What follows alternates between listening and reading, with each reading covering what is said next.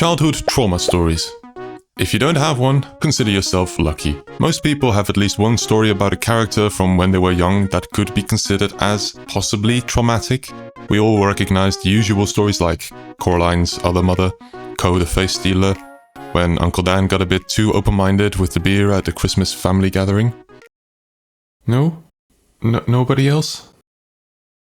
Anyway, what kept 6-year-old Cappy up at night was the antagonist of a show called Ik Mik Loreland. And let me tell you, the fear is absolutely justified. Never again have I seen a kids show less fitting to be shown to children than this one. I have no freaking clue what the producers were thinking when designing the show, because the antagonist of the entire ordeal looks like this.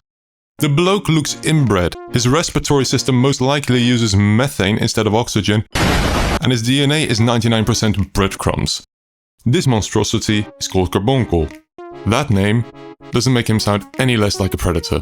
Carbonkel here is the #1 reason why therapists in the Netherlands get paid enough for a living.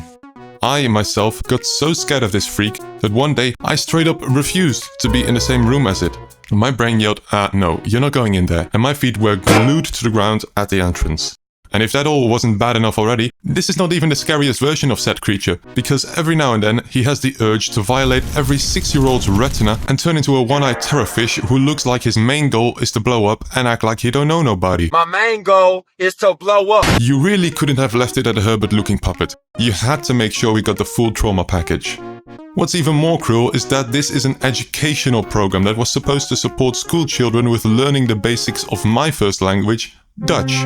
Which means that this is something that my elementary school teachers forced us to watch. Yes, not only did the nightmare fish keep me up at night, but I also couldn't avoid it during the daytime, because the education system just had to include induced psychological trauma in their curriculum. How did this show get approved in the first place? I'm actually baffled.